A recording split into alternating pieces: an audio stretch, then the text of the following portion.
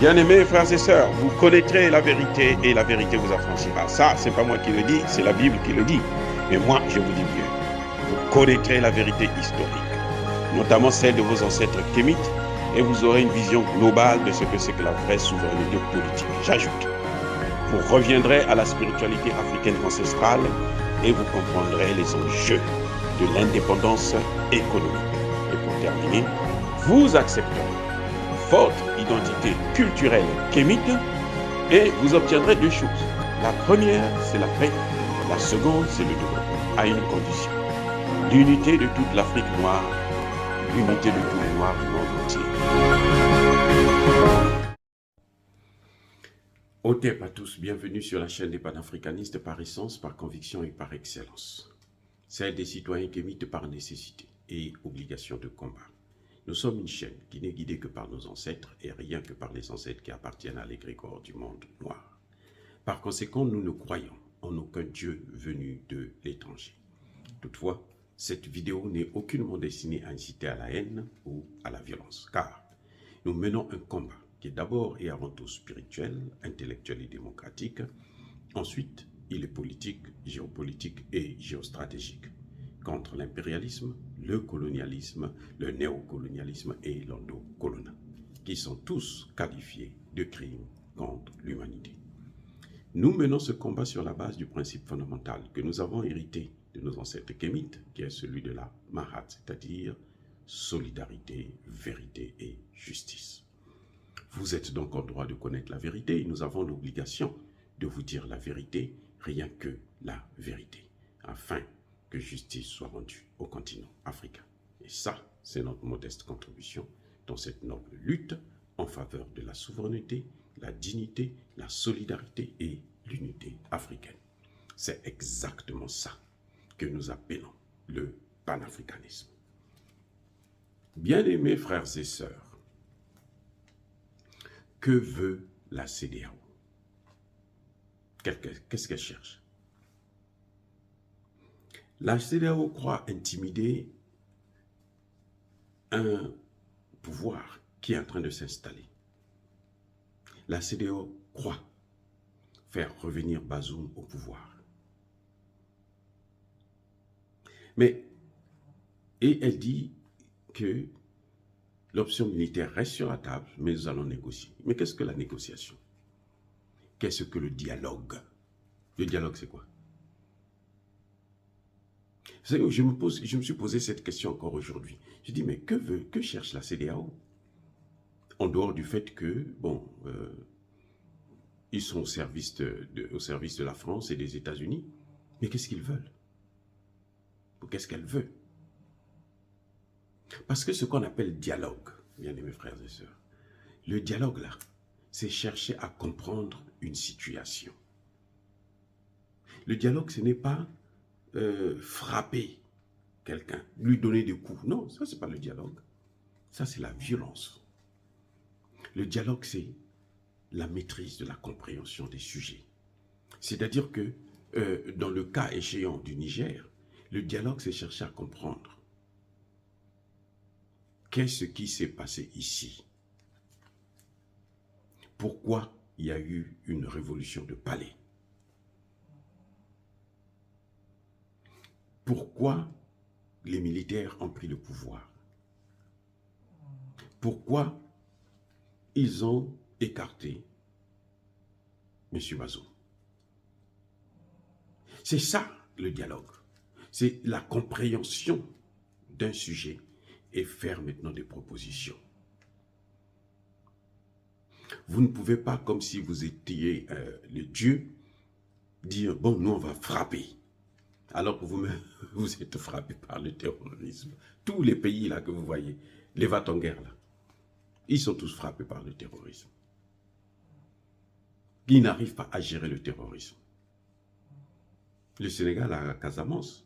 Chaque fois que les Français veulent faire du chantage à Macky Sall, on déclenche la Casamance. On les utilise.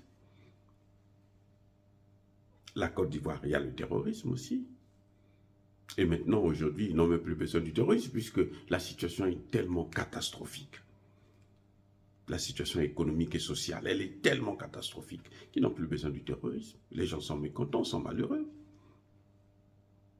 Donc, je me pose la question de savoir, c'est quoi le dialogue? Qu'est-ce que la CEDEAO appelle le dialogue? Le dialogue, ce n'est pas l'utilisation des armes. Non. Et regardez ce qui est en train de se passer. Depuis que Tchani s'est installé au pouvoir, il y a maintenant un peu plus de 2 semaines, les attentats terroristes ont repris. Il y a eu près d'une dizaine d'attaques. À peine hier, ils ont attaqué et ils ont fait 17 morts du côté des policiers, des militaires et des civils. Mais heureusement, l'armée a riposté. Et il y a eu plus d'une centaine de terroristes neutralisés. Vous voyez, ils viennent par colonnes comme ça, là, parce qu'ils pensent intimider le gouvernement. Et ça montre bien ce que les Occidentaux sont en train de faire au Niger, dans le Sahel. C'était comme ça aussi au Mali. Quand le Mali a demandé à l'armée française de partir, alors là, les attentats ont commencé. Au Burkina Faso, c'était la même chose. On connaît. Les gens pensent que ça va intimider, ça va nous intimider pour dire non, oh les Français, pardon, s'il vous plaît, restez, venez, on va continuer à mourir pour vous. Non. On connaît déjà la règle. Je peux vous dire que le Niger ne va pas tomber. C'est plutôt eux, les Français qui refusent de partir, à qui vont partir. Ils seront obligés. Je vous avais dit la dernière fois que les États-Unis ont nommé une ambassadrice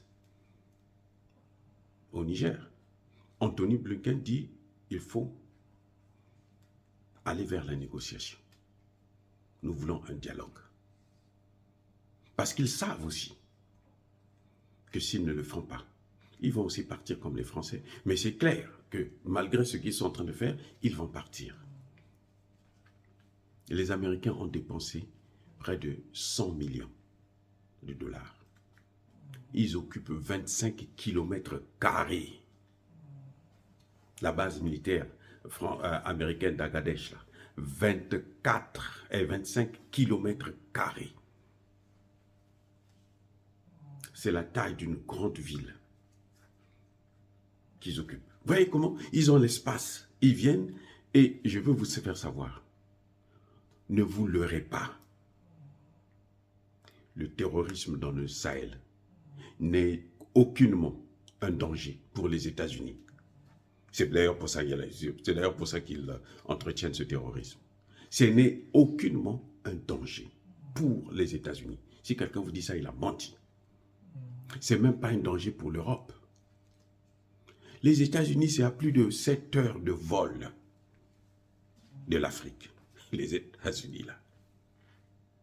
Comment voulez-vous que les Africains puissent, le terrorisme qui est ici en Afrique, que ça puisse partir là-bas? Quand il y a eu 9/11, ça venait de l'Afrique.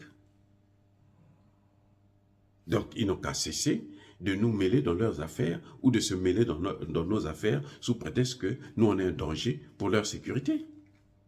C'est faux ce débat. Ça n'a aucun sens. Et c'est pour ça que je veux me permettre encore de saluer le peuple, la jeunesse nigérienne, qui a compris ce combat contre le colonialisme. Ce qui est en train de se passer, c'est ça. Ce que nous voyons là, ce n'est pas un soutien en tant que tel.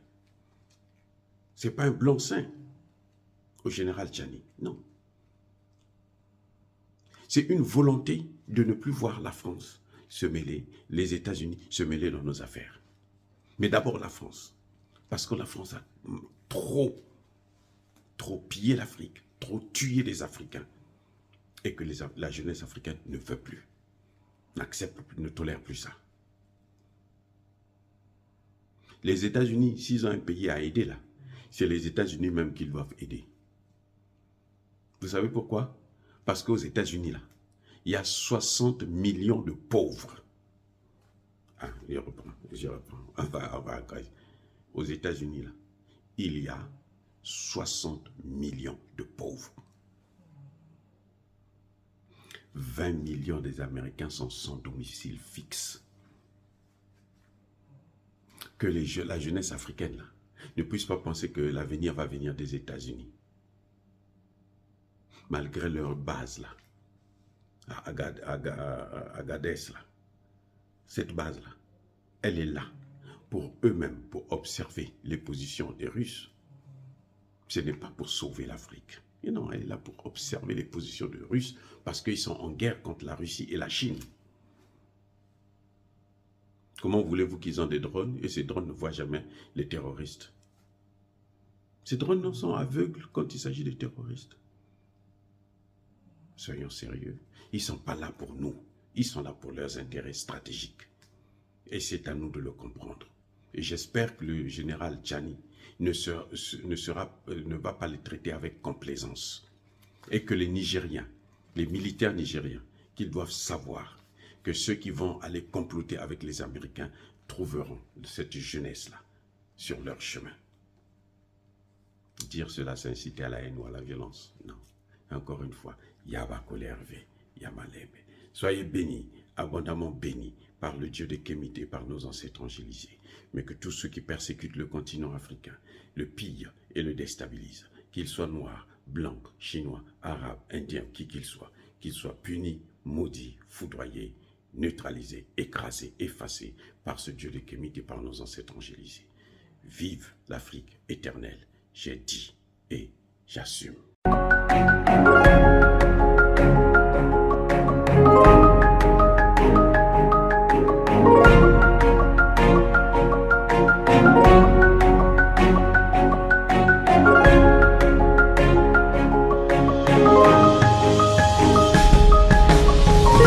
Eux, ils marchent par la foi et non par la vue.